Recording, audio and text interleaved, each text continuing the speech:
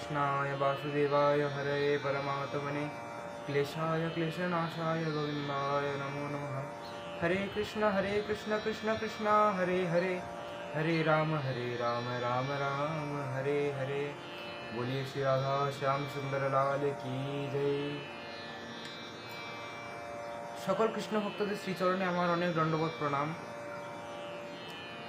আজকে আপনাদের সামনে যে বিষয় নিয়ে উপস্থিত হয়েছি, বিষয়টি হচ্ছে শ্রীমদ্ ভাগবতের মাহাত্ম্য কী বা শ্রীমদ্ ভাগবতের ফলাফল কী, শ্রীমদ্ ভাগবত আমরা কেন অধ্যয়ন করব। দেখুন, এই যে শ্রীমদ্ ভাগবতকে গ্রন্থরাজ বলা হয়েছে, মানে সব গ্রন্থের মধ্যে, সকল পুরাণের মধ্যে এই যে শ্রীমদ্ ভাগবতের কথা বর্ণন রয়েছে, সব থেকে শ্রেষ্ঠ বলা হয়েছে শ্রীমদ্ ভাগবতকে। সকল সনাতনীদের, সকল কৃষ্ণ ভক্তদের নিজেদের ঘরে অবশ্যই শ্রীমদ্ ভাগবত রাখা উচিত। কারণ এই যে শ্রীমদ্ ভাগবত, কেউ যদি নিজের বাড়িতে শ্রীমদ্ ভাগবত রেখে থাকে, তাহলে তার বাড়িকে তীর্থস্বরূপ বলা হয়েছে। কি বলা হয়েছে? তীর্থস্বরূপ। তাহলে আমাদের অবশ্যই নিজেদের ঘরে ভাগবত রাখা উচিত।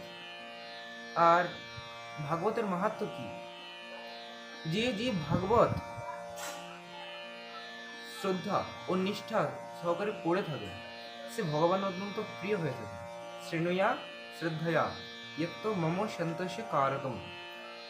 যে এই শ্রীমদ্ ভাগবত শ্রেণুয়া ও শ্রদ্ধাযুক্ত হয়ে অধ্যয়ন করে থাকে, সে আমার অত্যন্ত প্রিয় হয়ে থাকে। এই কথা স্বয়ং ভগবান নিজ মুখে বলে গেছেন। তো আমাদের সকল কৃষ্ণ ভক্ত এবং শিব ভক্ত, কালী ভক্ত যেই হই, আমাদের অবশ্যই নিজেদের বাড়িতে শ্রীমদ্ ভাগবত রাখা উচিত। শ্রীমদ্ ভাগবত আমাদের আর শ্রীমদ্ ভাগবতের অনেক ভক্তরা প্রশ্ন করে থাকে যে আমরা শ্রীমদ্ ভাগবতের সেবা কী করে করবো। শ্রীমদ্ ভাগবতের সেবা হচ্ছে, শ্রীমদ্ ভাগবতকে আমরা প্রত্যেক দিন যেভাবে অধ্যয়ন করব, সেই অধ্যয়নটাই হচ্ছে ভাগবতের সেবা। তো আমরা ভাগবতের সেবা কীভাবে করবো? ভাগবতটা আমরা নিত্য পড়ব। তো আমরা নিত্য যখন পড়ব, ওইটাই হচ্ছে আমাদের ভাগবতের সেবা। তখনই আমরা ভাগবতের সেবা করব। আর এছাড়াও অনেক ভক্তরা প্রশ্ন করে থাকে যে ভাগবতকে কি ধূপ, দীপ ইত্যাদি অর্পণ করা যায়? নিশ্চয়ই অর্পণ করা যায়। যে ভাগবতকে ধূপ, দীপ এবং অলঙ্কার অর্পণ করে থাকে, সে ভগবান অত্যন্ত প্রিয় হয়ে যায় এবং ভাগবত তার উপর বশীভূত হয়ে যায়। কি হয়ে যায়? বশীভূত হয়ে যায়। তো আমাদের যারা আমরা বৈষ্ণব, তো আমাদের বৈষ্ণবদের কাছে এই যে শ্রীমদ্ ভাগবত কি, এই যে আমাদের বৈষ্ণবদের কাছে হচ্ছে ভাগবত ধন সম্পত্তির সমান, বা ধন সম্পত্তির থেকেও অত্যন্ত বড় কিছু। তাহলে কি বলছে? শ্রীমদ্ ভাগবতম পুরাণম ইয়দ বৈষ্ণবম ধনম। শ্রীমদ্ ভাগবত হচ্ছে আমাদের বৈষ্ণবদের কাছে ধন সম্পত্তির সমান।